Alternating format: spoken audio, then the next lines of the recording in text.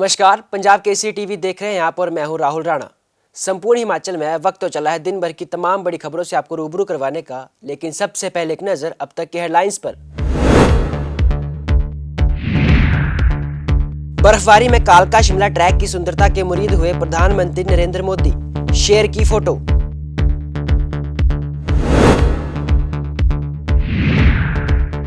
मुख्यमंत्री जयराम ठाकुर दिल्ली दौरे पर, विभिन्न केंद्रीय मंत्रियों से की मुलाकात, रेल मंत्री से राज्य में रेल नेटवर्क के विस्तार का किया आग्रह। कुलदीप सिंह राठौर ने मुख्यमंत्री जयराम ठाकुर पर कसा तंज, कहा मुख्यमंत्री कर रहे हैं चुनावी घोषणाएं, महंगाई और रोजगार के लिए मुख्यमंत्री के पास नहीं कोई विजन।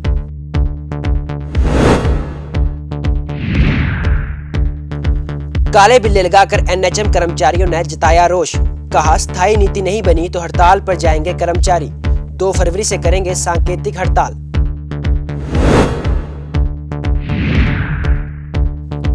और बारिश और बर्फबारी के बाद प्रदेश में आज खिली धूप, मौसम हुआ सुहावना, पहाड़ों पर चमकी सफेद चांदी।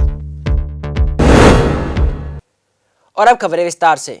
बीते दिनों पहाड़ों में जमकर बर्फबारी हुई, जिसके चलते लोगों को कई तरह की परेशानियों का सामना करना पड़ा। लेकिन बर्फबारी के दौरान कुछ ऐसी तस्वीरें सामने आई जिसने सभी को मनमोहक कर दिया है।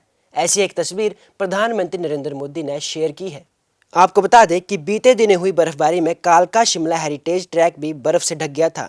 इसका नज़ारा इतना मनमोहक था कि फोटो देख देश के प्रधानमंत्री नरेंद्र मोदी भी खुद को रोक नहीं पाए और उन्होंने सोशल मीडिया पर रेलवे ट्रैक पर पड़ी बर्फ की फोटो शेयर कर दी। इन तस्वीरों को शेयर करने के साथ ही पीएम मोदी ने लिखा, क्या ये तस्वीरें सुंदर नहीं लगती।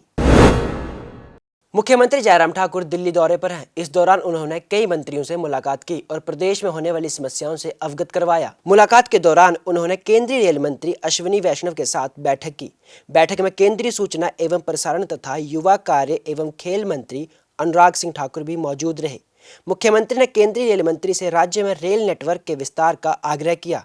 उन्होंने कहा कि राज्य सरकार भानुपल्ली बिलासपुर रेल लाइन के कार्य को गति देने के लिए हर समय प्रयास कर रही है ताकि इसे शीघ्र पूरा किया जा सके। इसके अलावा मुख्यमंत्री ने बद्दी चंडीगढ़ रेल लाइन पर शीघ्र कार्य आरंभ करने का भी आग्रह किया। मुख्यमंत्री ने केंद्रीय स्वास्थ्य एवं परिवार कल्याण मंत्री से भी मुलाकात की। उन्होंने केंद्रीय मंत्री को राज्य में आशा कार्यकर्ताओं की कमी के बारे में अवगत करवाया और राष्ट्रीय शहरी स्वास्थ्य मिशन के तहत 58 आशा कार्यकर्ताओं तथा राज्य के शहरी क्षेत्रों में व्यापक प्राथमिक स्वास्थ्य देखभाल में और गुणवत्ता लाने के लिए गैर एनयूएचएम घटक के तहत 176 आशा कार्यकर्ताओं के पद स्वीकृत करने का आग्रह किया। मुख्यमंत्री जयराम ठाकुर की घोषणाओं के बाद अब कांग्रेस ने उनको घेरना शुरू कर दिया है। कांग्रेस प्रदेश अध्यक्ष कुलदीप सिंह राठौर ने मुख्यमंत्री पर तंज कसते हुए कहा कि मुख्यमंत्री चुनावी घोषणाओं में लगे हुए हैं।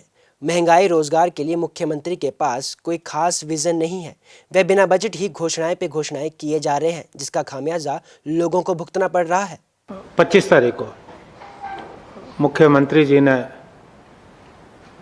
बहुत बड़ी बड़ी घोषणाएं की। कर्मचारियों को लाभ देने की बात हुई।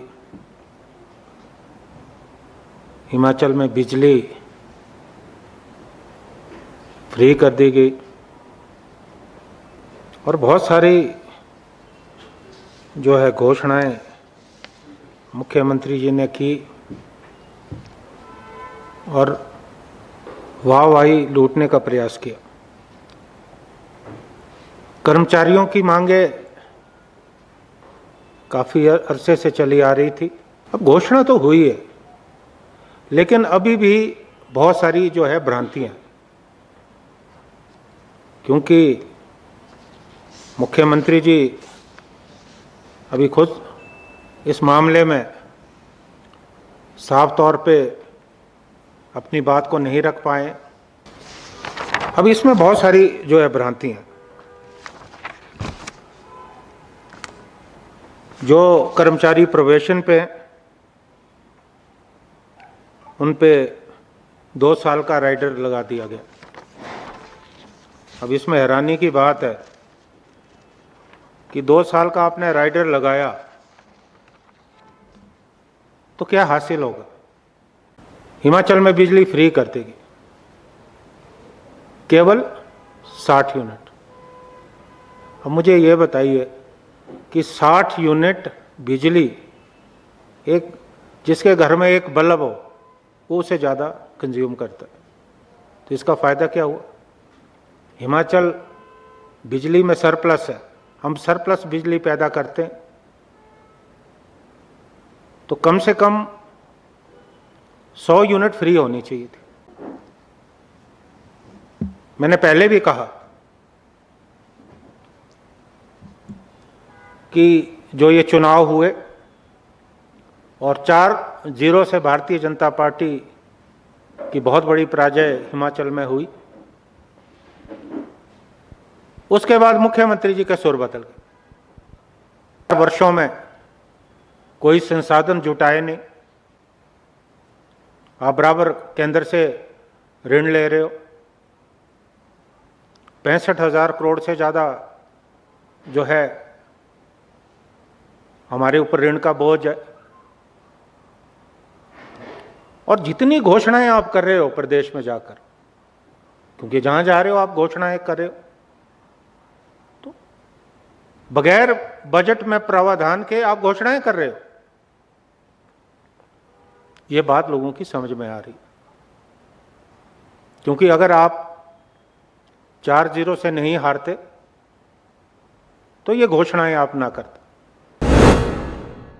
कुल्लू में एक बार फिर एनएचएम कर्मचारियों ने काले बिल्ले लगाकर रोष व्यक्त किया। उन्होंने सरकार से स्थायी नीति बनाने की मांग की है। जिला कुल्लू राष्ट्रीय स्वास्थ्य मिशन कर्मचारी महासंघ के सलाहकार विमल कुमार शर्मा का कहना है कि कई कर्मचारी पिछले 20 से 25 सालों से लगातार अपनी सेवाएं दे रहे हैं, लेकिन ना तो उन्हें नियमित पे स्केल दिया जा रहा है और ना ही उनके लिए कोई स्थायी नीति बनाई जा रही है। ऐसे में अब उन्होंने विरोध करना शुरू कर दिया है। कर्मचारियों का कहना है कि 1 फरवरी तक सभी कर्मचारी काले बिल्ले लगाकर काम करेंगे। अगर सरकार द्वारा उनकी मांगों को जल्द पूरा नहीं किया गया तो 2 फरवरी से सांकेतिक हड़ताल शुरू की जाएगी, जिसकी जिम्मेवारी प्रदेश सरकार की होगी।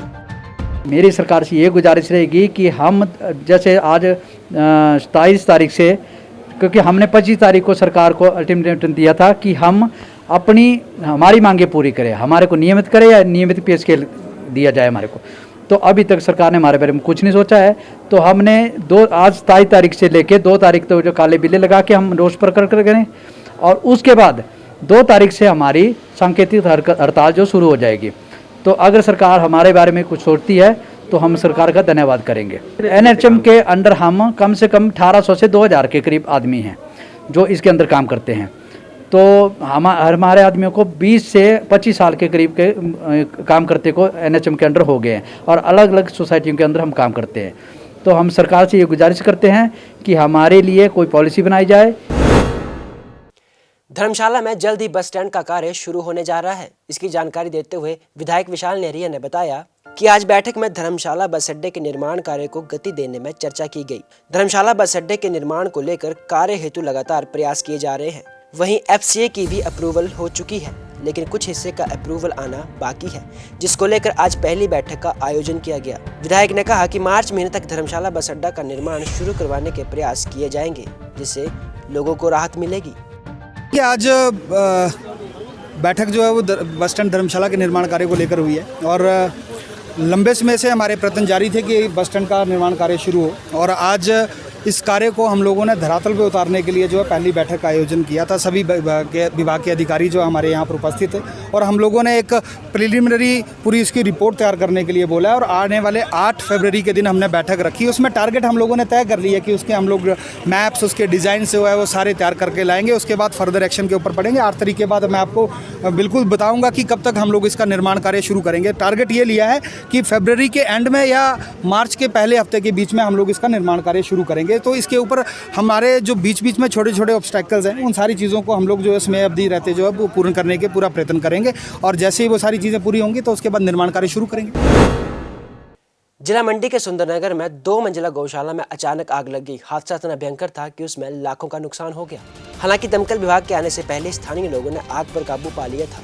पीड़ित श्यामलाल ने बताया कि ग्राम पंचायत डहर के अलसू गांव में ये घटना सामने आई है, जिससे उन्हें काफी नुकसान हुआ है। गौशाला में आग लगी, मैं बाहर खड़ा हुआ था, बेटी थी, इसको करंट शॉर्ट लगा ना, उसने बताया कि ये आग लग गई है अंदर। आग का कितना नुकसान हुआ है इसमें? नुकसान तो 3 या 4 लाख के बीच होना, उसमें पूरा दियार का ही था। सारा चारा अंदर ही था, हमने अंदर ही रखा हुआ था इसका। प्रशासन से जो मुआवजा दिया जाए, बाकी और क्या है। और आग बुझाने में स्थानीय लोगों का कितना योगदान रहा? इनका काफ़ी योगदान रहा, जिन्होंने सारे ने बहुत मेहनत की और काफ़ी लोग इकट्ठे हो गए इधर से। प्रदेश में पिछले कई दिनों से लगातार भारी बारिश और बर्फबारी हो रही थी, जिसके चलते लोगों को कई तरह की परेशानियों का सामना करना पड़ रहा था। कई जगह पर सड़कें रुकी हुई थी, लेकिन आज प्रदेश में मौसम पूरी तरह सुहावना दिखा। दिन भर धूप खिली रही। धूप खिलने से लोगों ने राहत की सांस ली। वहीं ऊपरी क्षेत्रों में खिली धूप से पहाड़ों पर पड़ी बर्फ सफेद चांदी की तरह चमकी। बर्फबारी में बच्चों और युवाओं ने खूब आनंद लिया। कुल्लू सदर के विधायक सुंदर सिंह ठाकुर ने विधायक नीति के माध्यम से एक एम्बुलेंस अस्पताल प्रशासन को भेंट की है। इस एम्बुलेंस के माध्यम से मरीजों को काफी राहत मिलेगी। मणिकर्ण पहुंचे कुल्लू सदर के विधायक सुंदर ठाकुर ने अस्पताल प्रशासन को एम्बुलेंस प्रदान करते हुए कहा कि मणिकर्ण घाटी पूरे देश और दुनिया में पर्यटन के लिए विख्यात है और यहाँ पर रोजाना हजारों की संख्या में लोगों का आना जाना लगा रहता है। वहीं मणिकर्ण घाटी के कई हिस्से दुर्गम इलाकों में भी स्थित हैं, जहाँ पर लोगों को आवागमन के लिए असुविधा का सामना करना पड़ता है। ऐसे में अगर कोई व्यक्ति बीमार हो जाए तो उसकी परेशानी बढ़ जाती है। लोगों की समस्याओं को ध्यान में रखते हुए उन्होंने एक एम्बुलेंस अस्पताल को प्रदान की है। आज जो यहाँ पे एम्बुलेंस हमने विधायक क्षेत्र विकास निधि के तहत ये दी है, ये डेडिकेटेड रहेगी मणिकर्ण, जो हमारी पार्वती वैली के इतना टूरिस्ट का आना जाना। और ऐसे में ये हमारे बीएमओ जो हमारे जरी है, जिनके अंडर ये पीएससी मणिकर्ण भी आता है, और इन्हीं के तहत ही जो है सिविल हॉस्पिटल तेगुवेड है, जिसके लिए हम पहले दे चुके हैं एम्बुलेंस। उसके साथ में पीएससी बुट्टी है, उसके लिए भी एम्बुलेंस दे चुके हैं। आज इसी कड़ी में ये तीसरी एम्बुलेंस यहाँ पे इस बात के लिए दी जा रही है कि कम से कम जो हमारे यहाँ से केसेस रेफर होते हैं, ये ऑक्सीजन युक्त एम्बुलेंस है। और इसके साथ में क्योंकि ये यहाँ पे दूर दराज का इलाका है, उसके साथ में बहुत सारी फ्लोटिंग पॉपुलेशन प्रोजेक्ट्स की है, या यहाँ पे टूरिस्ट बहुत सारे आते हैं। ऐसे में एक डेडिकेटेड एम्बुलेंस का होना ज़रूर हमारी स्वास्थ्य सुविधा को सुदृढ़ करेगी।